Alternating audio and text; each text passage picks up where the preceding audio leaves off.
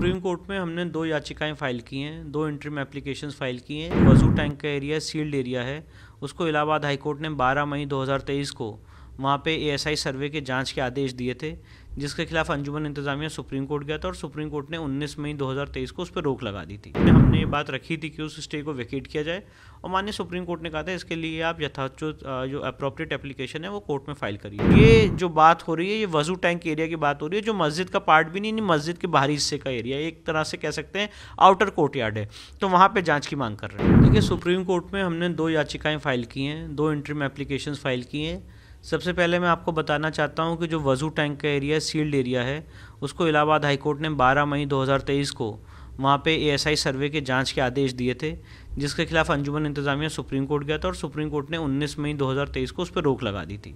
Supreme court में जो past hearing हुई थी तो उसमें हमने ये बात रखी थी कि उस स्टे को वेकेट किया जाए और माननीय सुप्रीम कोर्ट ने कहा था इसके लिए आप यथाचित जो अप्रोप्रिएट एप्लीकेशन है वो कोर्ट में फाइल करिए। तो आज हमने उस स्टे वेकेशन की एप्लीकेशन माननीय सुप्रीम कोर्ट में दाखिल की है। साथ ही साथ हमने ये मांग की है कि जो सील्ड एरिया है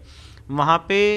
एएसआई को उसके फीचर्स स्टडी करने के लिए पूरी छूट दी जाए, उसको एक्सकेवेशन करने की इजाज़त दी जाए और बिना शिवलिंगम को डैमेज किए हुए उसकी साइंटिफिक स्टडी और जांच के आदेश दिए जाएं। ये दोनों याचिकाएं आज सुप्रीम कोर्ट में हमने डाली हैं और आगे आने वाले समय में मुझे उम्मीद है कि उसकी जल्द से जल्द सुनवाई होगी। कोई तहखाने की भी आपने जो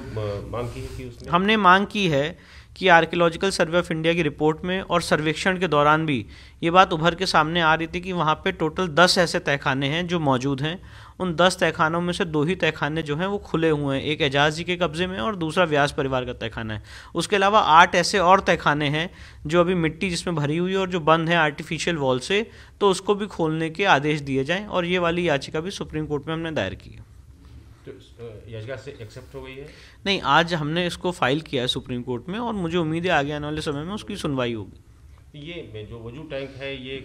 इस याचिका से क्लियर हो जाएगा कि ये शिवलिंग है या फाउंटेन? बिल्कुल, देखिए हमारा ऐसा मानना है कि जो 16 मई 2022 को वहाँ पे शिवलिंग बरामद हुआ था वो शिवलिंग ही है, वो फाउंटेन नहीं है और अंजुमन इंतजामिया उसको फाउंटेन कह रहा है। तो जाहिर तौर की बात है कि अगर एक पक्ष कह रहा है कि ये फाउंटेन है, दूसरा पक्ष ये कह रहा है कि ये शिवलिंग है, तो उसकी सिर्फ और सिर्फ एक एएसआई जांच से ही ये साबित हो सकता है। और अगर उसके फीचर्स स्टडी करने के, ये वर्ड को ज़रा नोट करिएगा, अगर उस एरिया के फीचर्स स्टडी करने की छूट एएसआई को दी जाएगी तो बिना उस जगह को डैमेज किए हुए सिर्फ दीवारें हटा के जो आर्टिफिशियल वॉल्स हैं वो पूरा साबित हो जाएगा कि वो शिवलिंग की क्या लेंथ और ब्रेथ है और उसके नीचे क्या क्या चीज़ें मौजूद हैं। और इस पूरी एक्सरसाइज में कोई ना डैमेज होने वाला है स्ट्रक्चर को। और ये जो बात हो रही है ये वजू टैंक एरिया की बात हो रही है, जो मस्जिद का पार्ट भी नहीं, मस्जिद के बाहरी हिस्से का एरिया, एक तरह से कह सकते हैं आउटर कोर्ट यार्ड है, तो वहाँ पर जाँच की मांग कर रहे हैं।